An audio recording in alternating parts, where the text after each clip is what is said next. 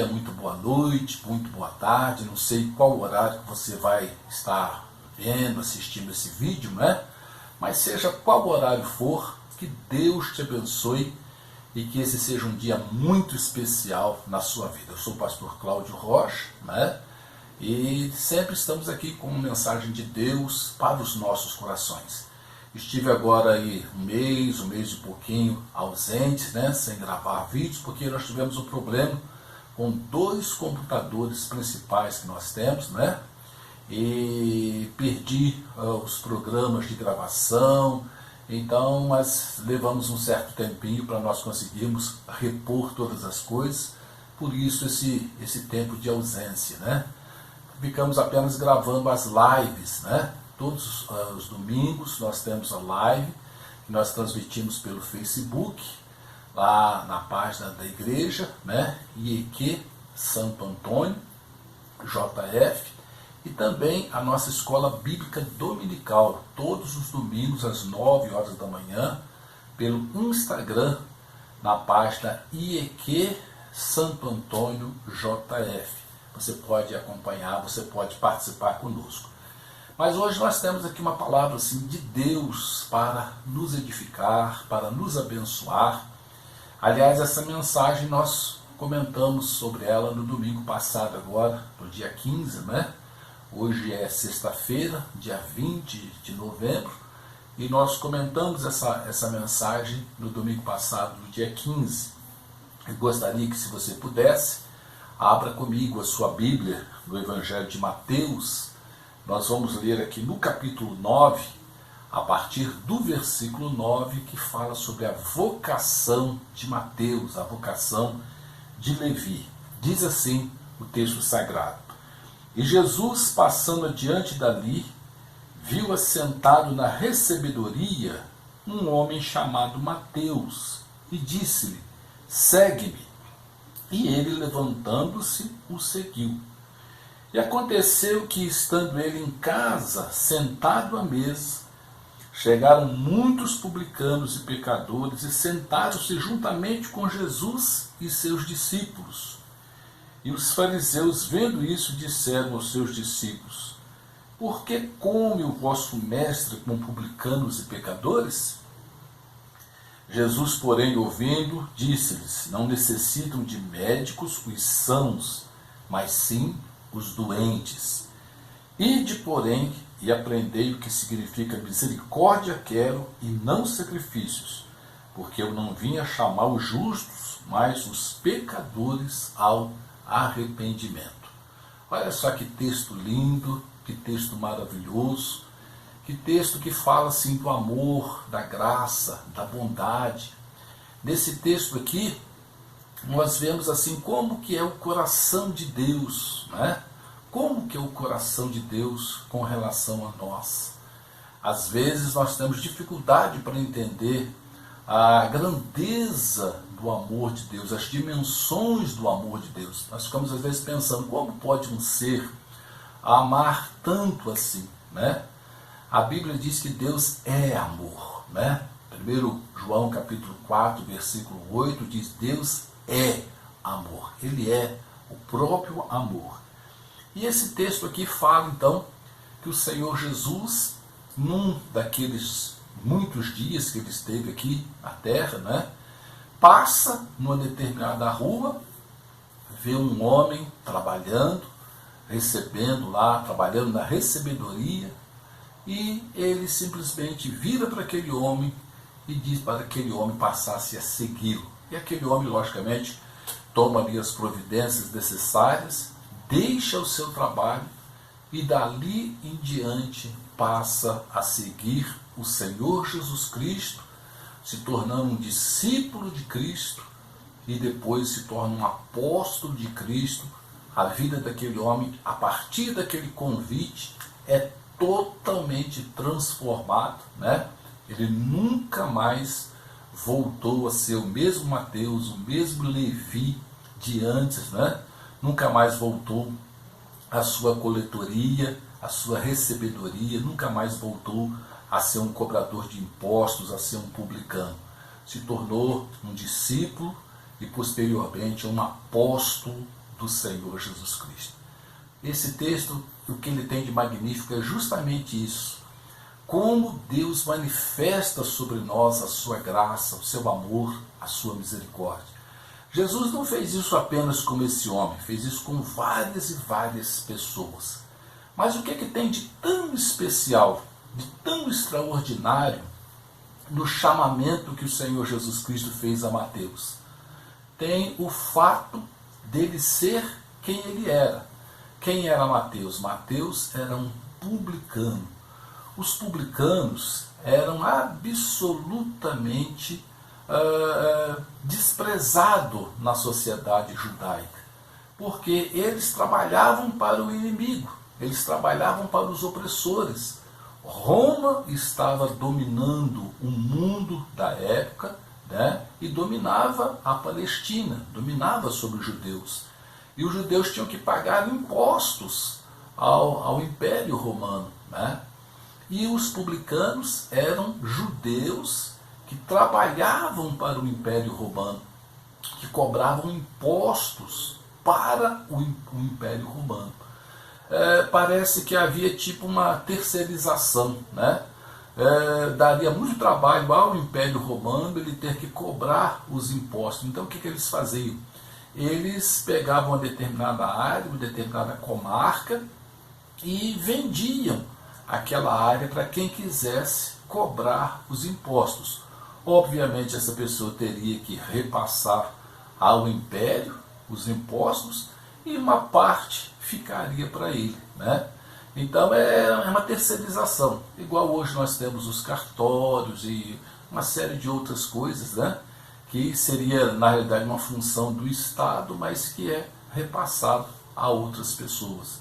Então os publicanos eram judeus que compravam do Império Romano o direito de cobrar imposto dos seus irmãos, né?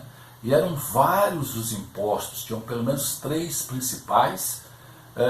Um era o 10º, né? Tudo que a pessoa produzisse, a 10ª parte teria que ir para o Império Romano.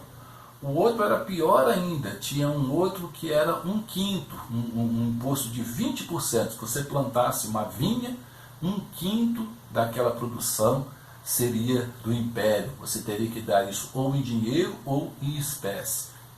E tinha também um outro imposto, que esse era sobre todos os cidadãos, né, judeus, homens e mulheres. O menino dos 14 anos até os seus 65 anos, ele teria que pagar esse imposto. E as meninas, as mulheres, desde os 12 anos até os 65 anos também teriam que pagar. E não era um valor muito alto, mas todos tinham que pagar. Inclusive nós encontramos na Bíblia aquela situação que Jesus é cobrado. Vamos cobradores e cobram o imposto do próprio Senhor Jesus. E Pedro vai até Jesus e diz, olha, as pessoas estão aí querendo receber o dinheiro. E Jesus então manda que Pedro vá até o lago, né? Lance o anzol e diz, olha, lança o anzol porque o primeiro peixe que você pegar vai ter uma moeda na sua boca. E Pedro foi lá, pegou, tirou aquela moeda e pagou o imposto de Jesus e o imposto dele, de Pedro. Então esse era um imposto que todos tinham que pagar. E os publicanos, então, eles recebiam esses impostos, só que havia o problema do suborno, só que havia o problema da corrupção, da desonestidade, né? Então muitos dos publicanos eram desonestos, muitos se enriqueciam através dessa prática e roubavam, tiravam dos seus próprios irmãos. Por isso que então eram odiados, eram desprezados. Na sociedade judaica, os publicanos estavam ao lado das meretrizes e dos ladrões. Eles eram qualificados dessa forma. As pessoas se referiam a eles como se referiam às meretrizes, aos ladrões, e publicanos estavam no mesmo nível, na mesma classe. E o Senhor Jesus passa por ali, vê um publicano trabalhando na sua recebedoria, né? E o Senhor Jesus olha para ele e o convida para ele vir se tornar um discípulo seu e posteriormente se tornar um apóstolo seu. O Senhor Jesus sabia que ele voltaria ao Pai dentro em breve e ele precisaria de homens, de pessoas aqui na terra para dar continuidade à sua missão de graça, à sua missão de amor, à sua missão de misericórdia. E uma dentre as pessoas que ele escolheu foi justamente Mateus, Levi, um publicano, um homem da mais baixa classe social. No extrato social do judaísmo, eles tinham o publicano como a mais baixa classe. E o Senhor Jesus então vai ali e convida aquele homem para ser um dos seus seguidores. Quando ele faz isso, há a reação. Os fariseus dizem: como é que pode o seu mestre, né, fala para os discípulos de Jesus, comer com publicanos, com pecadores, né? Olha só, e os fariseus vendo isso disseram aos seus discípulos: por que come o vosso mestre com publicanos e pecadores, né? Eles acharam ruim daquela atitude misericordiosa do Senhor Jesus. E olha só qual foi a resposta que Jesus deu a ele. Jesus, porém, ouvindo, disse-lhes: não necessitam de médicos os sãos, mas sim os doentes. Jesus sabia que eles estavam doentes. Jesus sabia que Mateus estava doente. Mas Jesus é a cura. Jesus é a libertação. Jesus é a salvação. Ele sabe dos nossos problemas, das nossas necessidades, das nossas carências, né? Das nossas fraquezas, das minhas, das suas. Ele conhece. Mas Ele é a bênção, Ele é a cura, Ele é a libertação, Ele é o médico dos médicos, né? Então Jesus termina dizendo: ide, porém, e aprendei o que significa misericórdia quero, e não sacrifícios. Os judeus gostavam tanto dos sacrifícios, né? Pegar um animal, imolar um boi, imolar uma ovelha, derramar o seu sangue, levar o seu sangue lá no tabernáculo, oferecer a Deus. Gostavam tanto de sacrifícios. Mas o Senhor Jesus disse: misericórdia quero e não sacrifícios, porque eu não vim chamar os justos, mas os pecadores ao arrependimento. Você, meu irmão, como que você se sente? Talvez você se sinta, né, como Mateus, imperfeito, errado, cheio de erros, cheio de falhas, né? Por isso que nós podemos ir ao Senhor Jesus. Ele disse: vinde a mim, todos vós que estáis cansados e oprimidos, e eu vos aliviarei. Tomai sobre vós o meu jugo, aprendei de mim, que sou manso e humilde de coração. E então o Senhor Jesus Cristo, Ele tem graça para nós. Ele tem cura, Ele tem salvação, Ele tem libertação. Ele tem aquilo que a nossa alma mais deseja, mais almeja. Ele é misericordioso. Ele não está preocupado com os sãos. Os sãos não precisam de médico, mas os enfermos precisam de médico.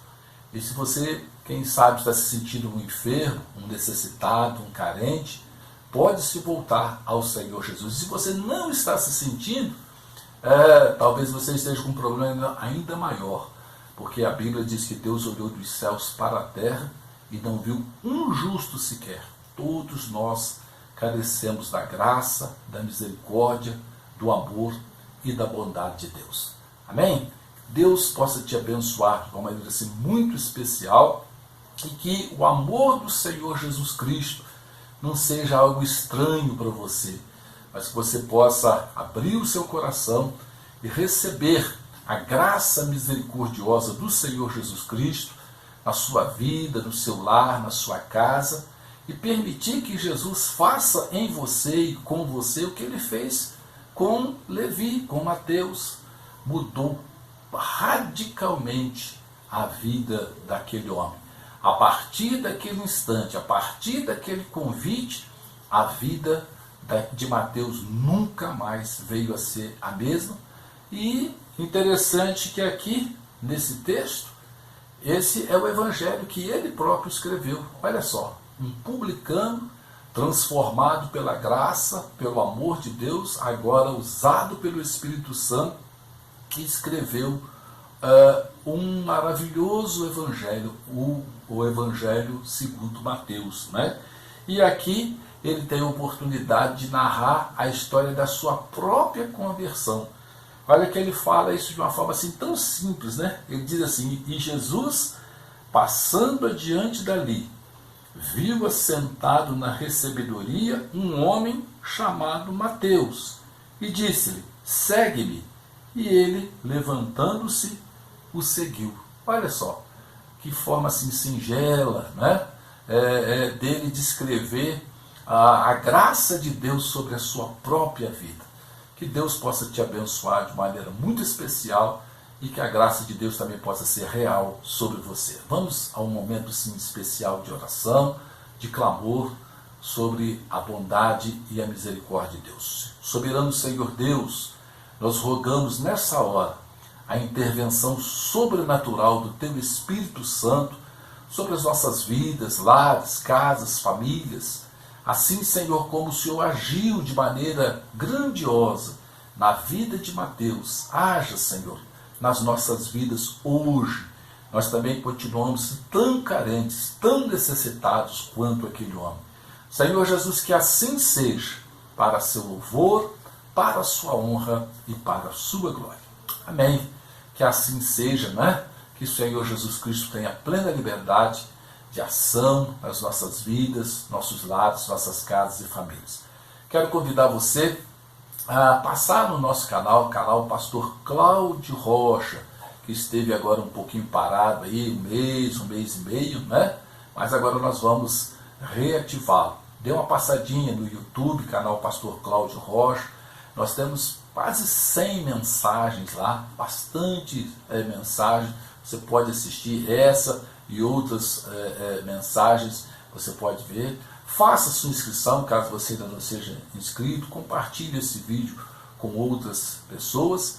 E agora nós vamos estar assim, talvez dia sim, dia não, colocando uma mensagem para chegar até o seu coração. Deus te abençoe. E agora nós vamos ter um momento todo especial de louvor e adoração a Deus. Fique na graça do Senhor Jesus.